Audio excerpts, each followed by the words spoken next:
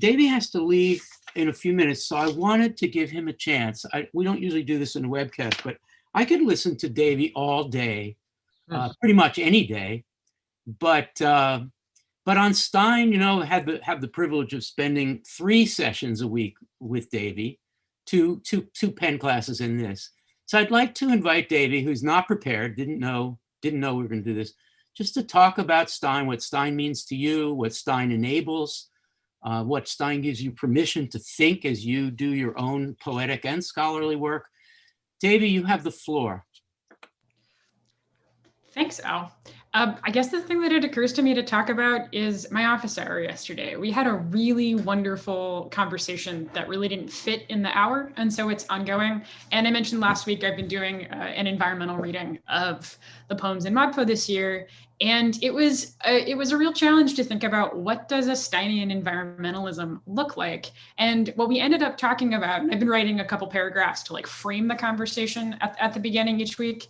And the conversation that we ended up having is about the way that Stein manages time. So thinking about Stein as being nervous about, we get in the excerpt on narration, we get Stein being kind of hesitant about the American interest in a beginning, middle, and an end, and thinking about repetition and what Amber Rose was saying earlier about a Steinian continuous present as another way of thinking about time. And so the conversation that we had is linking that kind of revision of how time works and how we might think about time to thinking about different models of futurity in the context of climate change, to being less interested in a progress narrative and more interested in a kind of like recursive or disrupted or damaged or non-continuous relationship to a continuous present. And there were a number of folks saying a number of wonderful things about like, that's what climate change requires us to do, is to think about rupture and fracture in ways that can be generative and in ways that can be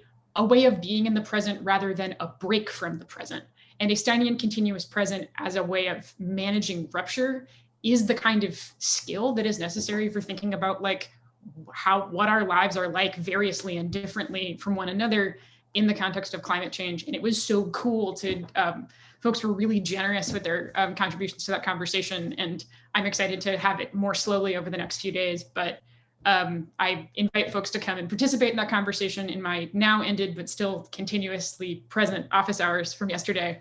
And to just like really think seriously about like, if we're having a conversation about the present of 2020, that is a conversation that is, among other things, a conversation about climate change. And I think Stein has a lot to teach us about the way that we might rethink the present in that context. That's great, Davey, and typically generous in being invited to talk about your own ideas. Of course, your instinct, because you are generous, is to bring in the other people you were interacting with. Yes, rupture and fracture can be generative. It makes me think, not that we court rupture and fracture, but we live with rupture and fracture. And you can either, put your head in the sand, to mix the idioms, or you can live in the rupture. And I think one of the things that modernism, which, for about 30 or 40 years, it was thought, oh, modernism, damn, glad that's over, right? But I think we return to some of the innovations of modernism. That's sort of what this course is about. We look at what the early 20th century poets did with rupture and fracture and fragment, and how they learned to live with it, or how they encouraged us to learn to live with it, not be afraid of it.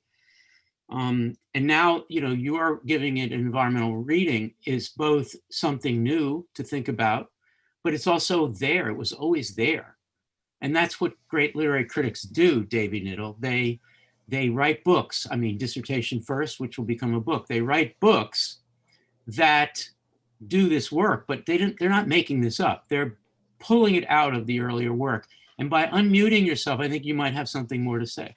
I do. And I think that the conversation that we had yesterday helped me deal with a question that I'm constantly dealing with in ModPo, that I think a lot of other folks are, is like, if I have a different relationship to time or kinship or relation from thinking with these poems, like, so what? Why is that useful? And I think the conversation that we had yesterday was about like, what kind of narratives of reconceptualizing time and progress and the relationship between the present and the future is necessary to like, have mass support for policy that would make it impossible for people to keep rebuilding their to keep rebuilding houses in fire-prone areas, to be perpetuating a national flood insurance program that's totally unsustainable. Like, those are all changes that are necessary and practical and require us to think differently about time. And I think that if we think about Stein as offering us those skills, that becomes something that's like urgent and material, in addition to being like conceptually and personally useful. Right. And like, it was cool to have to be able to tease that out with folks yesterday.